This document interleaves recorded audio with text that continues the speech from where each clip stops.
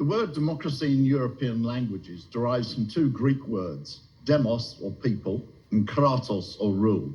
So democracy means literally ruled by the people. Democracy is presented as integrally linked to human rights, that is, people's rights. This is correct and will be used here. This reality shows that China's framework and delivery on human rights and democracy is far superior to the West's.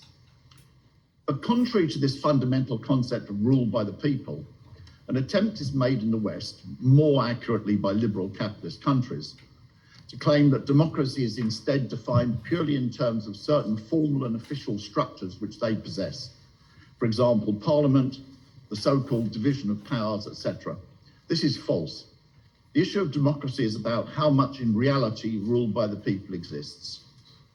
To illustrate the real issues involved, let us start with a practical example affecting almost 1/5 of humanity: women's position in China and India. An Indian woman's life expectancy is 71. In China, it is 79.2 years. That is, a Chinese woman lives 8 years longer than an Indian woman. In China, female literacy is 95%. In India, it is 65%. The risk of a woman dying in childbirth is 8 times higher in India than in China. In the real world, that is for the thinking of any normal human being, therefore the real rights of a Chinese woman are far superior to those of an Indian woman. Yet according to the US concept of democracy, the ridiculous claim is made that the rights of an Indian woman are superior to those of a Chinese woman, because an Indian woman lives in a parliamentary republic. Therefore, what concept leads to such an obviously unreal conclusion? Or take COVID. Less than 5,000 people in mainland China have died from COVID. In the US, 778,000 people have died from COVID.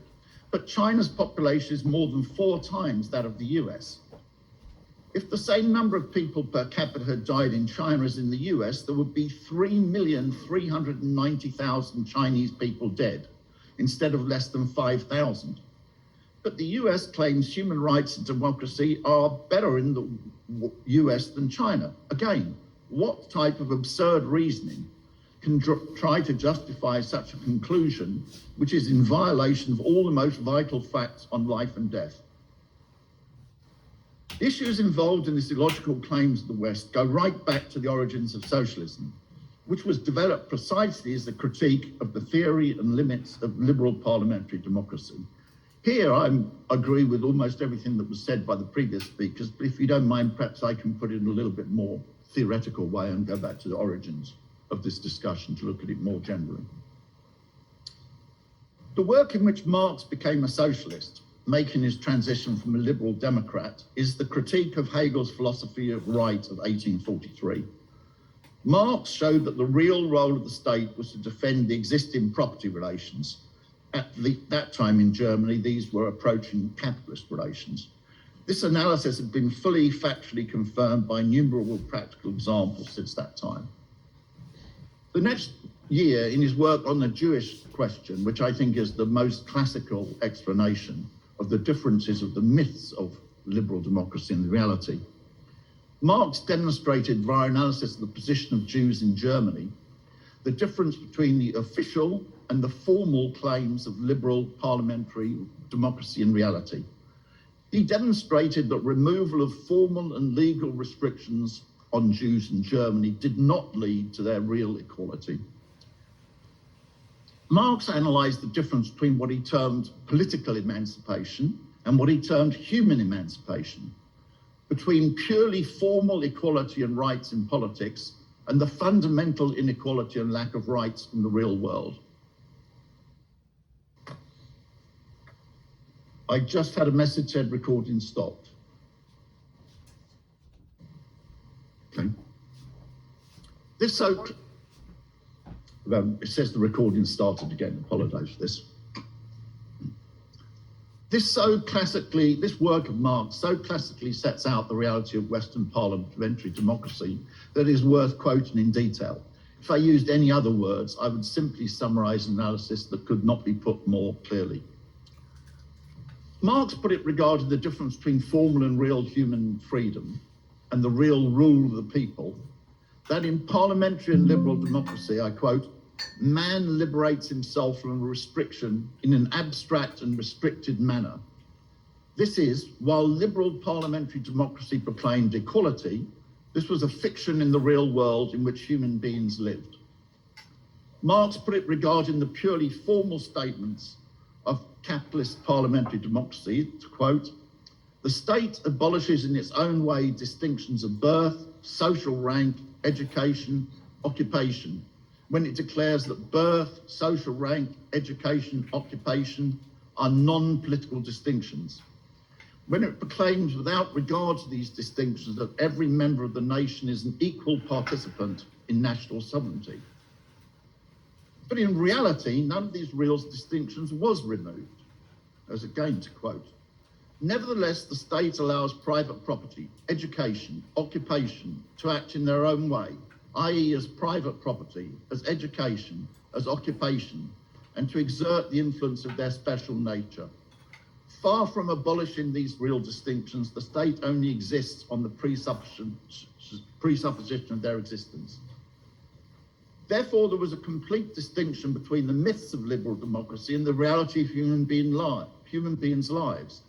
Therefore, in a classic passage, which goes to the core of the myths of liberal democracy, I quote, where the political state has attained its true development, man, not only in thought, in consciousness, but in reality, in life, leads a twofold life, a heavenly and an earthly life. Life in the political community in which he considers himself a communal being, and life in civil society. He went on, the relation of the political state to civil society is just as spiritual as the relations of heaven to earth.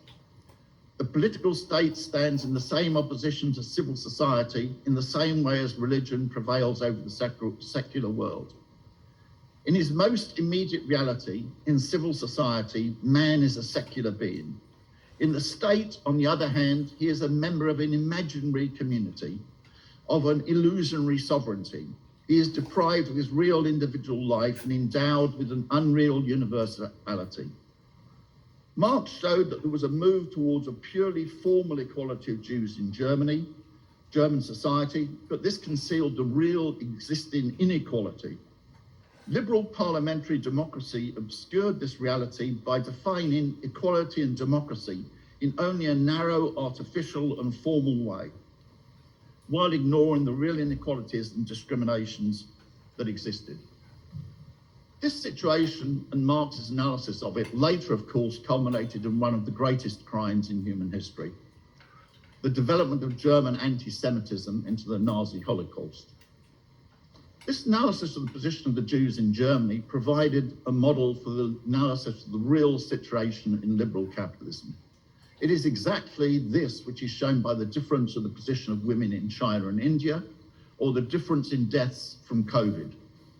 The claim by Western capitalist democracy is that women in India enjoy better human rights than women in China because of the existence of parliamentary democracy.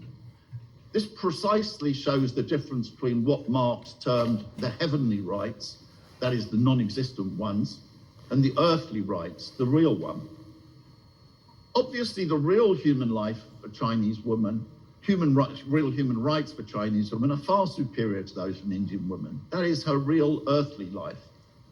But the theory of liberal democracy ridiculously claims that the human rights of an Indian woman are superior to those of a Chinese woman because of her heavenly life, in a purely formal equality in parliamentary democracy, an equality which in reality does not exist. In theory, in summary, in the theory of liberal democracy, everything is standing on its head. The least important, an informal and in reality non-existent equality is declared to be the most important, while the most powerful, the earthly life, is declared to be less important, precisely as the difference in real life conditions between a Chinese woman and an Indian woman shows. Socialism in China puts everything the right way up. It says that it's most fundamental that a Chinese woman should live 8 years longer, that she should be literate, that they should have a hugely lower risk of dying in childbirth. And then in China and socialism starts what starts from what system actually delivers this improvement in the real life of human beings. That is the conception of rule by the people, and human rights is a strictly practical conception. China extends the same principle as applies to Chinese women to all aspects of society. China has lifted 850 million people out of internationally defined poverty. That is more than 70% of all those who have been lifted out of poverty in the world. China has raised itself from almost the world's poorest country in 1949 to moderate prosperity by its national standards, and to within 2 to 3 years of being a high-income economy by World Bank standards. That is, China has produced in the earthly life of real human beings the greatest improvement in the conditions of life of the greatest number of people in human history. That is, China has a political system which is determined by real results. That is, improvement in the real lives of people, not by formal processes. Because it is a socialist country, China's economy can be brought under rule by the people, which is excluded by a capitalist system of rule of the economy by private property. In conclusion, naturally, the specific political form, which is secondary in the framework above, is determined by China's history. As Xi Jinping put it, the person wearing the shoe knows whether it fits or not. China's present political system, based on the leading role of the CPC, with other political parties in alliance with the overall leader, the CPC is specific to China. China does not propose it for any other country. But what China's defined is the real improvement, the real conditions of humanity. That is the real improvement of the rule by the people. That is what has been demonstrated by China's history and real social and political development. Thank you very much indeed for the invitation and for listening. Thank you very much, Sean. Thank you for defining many of the concepts surrounding democracy. Now, I would be surprised if you didn't have questions here. That's why we're inviting many of you. It's a privilege to have you here, the Foreign Press Corps in Beijing.